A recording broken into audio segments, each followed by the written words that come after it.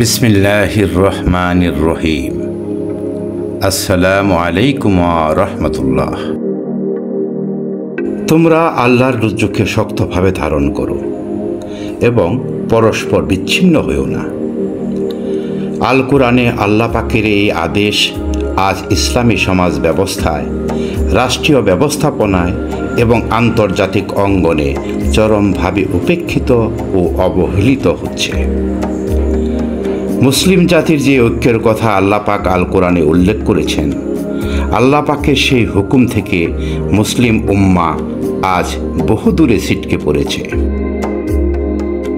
স্মরণ করুন মদিনার সেই খেজুর পাতার ছাউনির সংসদের কথা, যার নির্দেশে পতন ঘটেছিল তৎকালীন পরাশক্তি রোম ও পারস্যের সাম্রাজ্যের। অর্ধপৃথিবীতে প্রতিষ্ঠিত হয়েছিল আল্লাহর আইন, কোরআনের শাসন। অল্প কিছু সংখ্যক মুসলমানের ঐক্যবদ্ধ শক্তির সামনে মাথা নত করেছিল সারা পৃথিবী। আর মুসলিম জাতির পতন শুরু হয় তখন থেকেই, যখন তাদের মধ্যে আল্লাহ নির্দেশিত ঐক্যে ফাটল ধরল।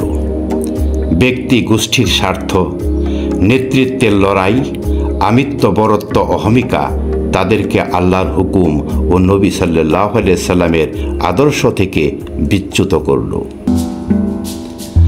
যে জাতির নাম শুনে মহাশক্তিধর কেসরা কায়সারের হৃৎকম্পন শুরু হয়ে যেত, শত শত দুর্দর্শ আরব জাতি অস্ত্র সমর্পণ করে ইসলামের সুশীতল ছায়ায় আশ্রয় নিত, আজ সারা দুনিয়ায় সেই জাতি নির্যাতিত, নিপীড়িত, শোষিত, বঞ্চিত ও অবহেলিত। মুসলমানদের নৈতিক ও আদর্শিক দুর্বলতা, পরস্পর বিচ্ছিন্নতার সুযোগ নিয়ে ইসলামের চিরশত্রু ইহুদি নাসারাগণ এক এক করে মুসলমানদেরকে ধ্বংস করে যাচ্ছে। Iraq, Iran, Syria, Libya, Afghanistan, ফিলিস্তিনের করুণ পরিণতি সারা দুনিয়ার মুসলমান জাতি ব্যক্তি স্বার্থ অথবা আত্মরক্ষায় নিশ্চুপে দাঁড়িয়ে দাঁড়িয়ে দেখছে। এই যে কৃষকের ক্ষেত থেকে 3 বন্ধুর তরমুজ খাওয়ার গল্পের বাস্তব রূপ।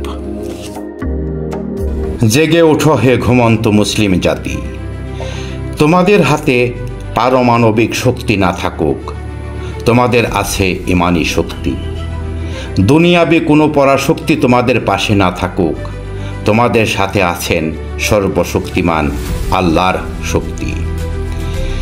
জীবন বাঁচানোর জন্য যদি তোমরা বিচ্ছিন্ন হয়ে যাও, একজন অন্যজনের পাশে না দাঁড়াও, তাহলে পর্যায়ক্রমে কেউ বাঁচবে না। ইমানি শক্তিতে বলীয়ান হয়ে আল্লাহর উপর ভরসা করে একে অপরের হাত ধরে সীসা ঢালায় প্রাচীরের মতো শক্ত হয়ে দাঁড়াও, তাহলে কেউ মরবে না। দুনিয়ার কোনো শক্তি তোমাদের দিকে চোখ তুলে তাকাবার সাহস পাবে না। হে বীরের জাতি, বিড়ালের মতো 100 বছর বেঁচে কোনো লাভ নেই। আত্মমর্যাদা নিয়ে মাথা উঁচু করে সিংহের মতো 1 ঘন্টা বাঁচো। প্রতিজ্ঞা করো, ন্যায়ের পথে লড়ব, বাঁচব, না হয় শহীদ হব। হুঙ্কার দিয়ে বল বীর, শির দেগা নেহি দেগা আমামা।